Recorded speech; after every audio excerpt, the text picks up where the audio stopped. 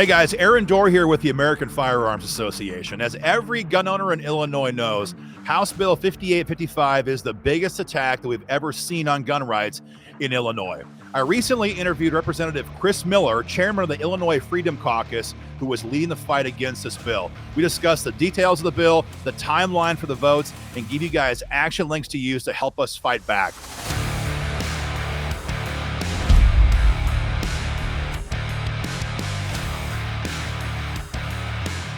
Well, good morning, guys. Aaron Dorr here with the American Firearms Association, talking today with the Illinois Freedom Caucus chairman, Representative Chris Miller, about the major gun control bill on its way in the process in Springfield. Thank you for your time so much, Chris. We appreciate you very much.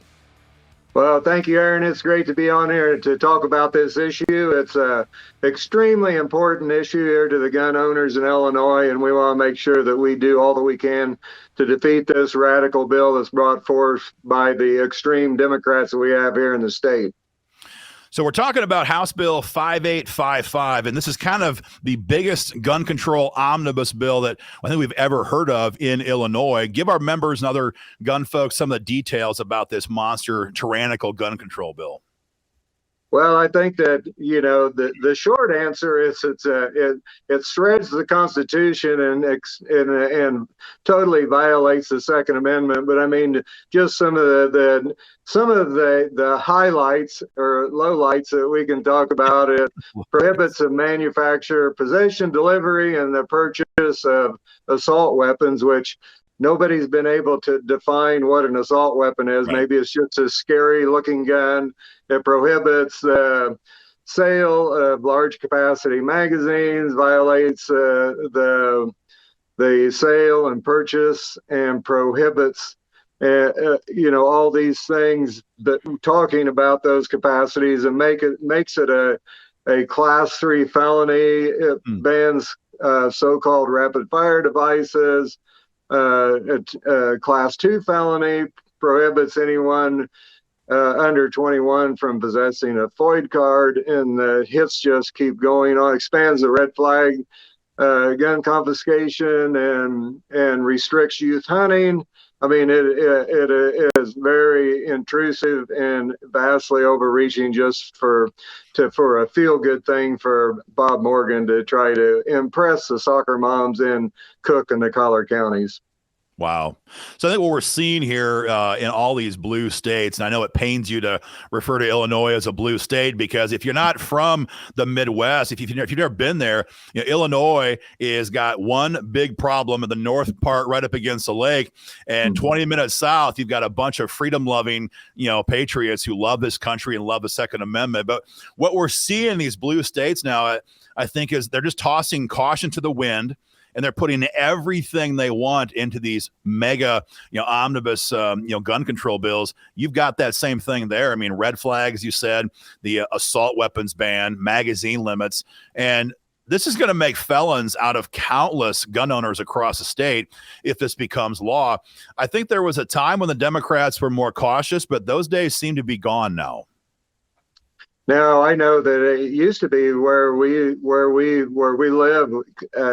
It used to be actually ran by blue dog Democrats, and where we live used to be red. But the phenomenon has taken place over the past 15 to 20 years, where basically you get south of I-80, it is bright red with the exception of a few isolated pockets in the Metro East and Champaign-Urbana and some of the university areas. But other than that, I mean, where we live, it's bright red, and people are very productive, have common sense, and the first warm day in the spring, we don't go around shooting each other. They do in Chicago, but you don't do it where you're living. That's what you're saying. No, where I live, it's cornbread and chicken. Well, I see the mount behind you on the wall, so we know what you're shooting at out there in your farm. So timing on this, I know you guys are in this lame duck session right now. What's your best guess right now on when this bill is going to receive an actual vote on the floor? Well, if the Democrats are true to form, I actually don't think that we will ever vote on 58, 55. What their mode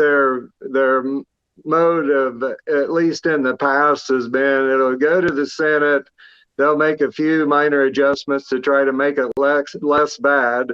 They will put a new number on the bill so all of the witness slips go away, and Right. they'll send it back to the House under a new number with a few moderate adjustments to try to make it a little more palatable. Which, it's, I kind of look at it as, okay, you've got a glass of water and you put one drop of sewage in it. Are you going to drink the water? Yeah. Well, Right. no. And so it's kind of the same way. No matter what they do, there should never be one Republican vote for this. Right.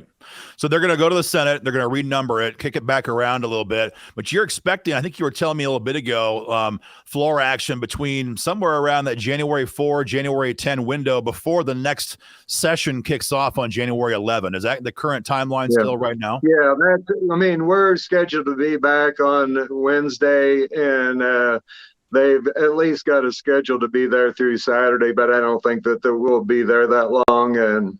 And so we'll see what happens. But I wouldn't be surprised. This piece of legislation is so bad, and their Safety Act just got declared unconstitutional. It was yesterday or day before, and so they're kind of reeling, and because they experienced a solid defeat on that. And I wouldn't be surprised if we don't see this at all in the lame duck session. Okay. All right. So you're Yeah, one I of the. don't know that. Yeah, so you're one of the leading gun rights allies right now in the House. You're also the chair of the Freedom Caucus in Illinois. Tell me about what the Freedom Caucus is doing right now in Illinois and how you guys are working on with your resources to shut this bill down as best you can.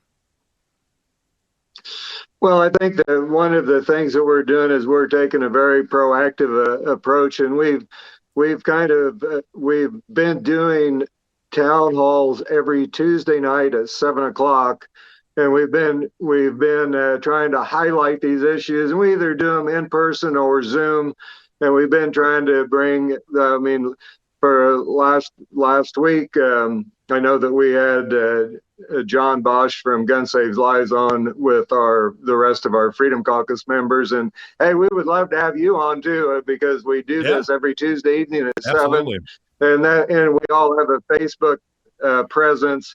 We all send out a weekly newsletter, as well as the Freedom Caucus sends out a weekly newsletter to try to keep the people informed about what's going on, because at least here in Illinois, the grassroots people is where it's happening. The establishment guys are weak and they're afraid to make a stand on anything. I think they're scared of their shadow. Where we believe that important principles should never be compromised. Our constitutional rights should never be compromised.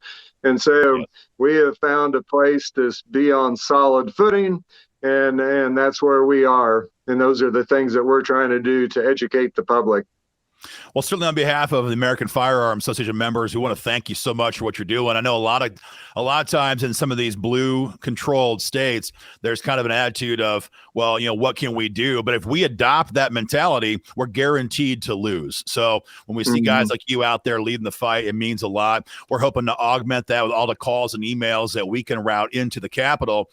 For those who are watching, the switchboard number to call yet before the vote and talk to your lawmakers is 217-782-3944. And beneath the video, you're probably going to see a link as well for an email or a petition that you can sign. It goes right to your state senator, right to your state rep, and tells him or her to vote no on this bill, whatever the bill number is.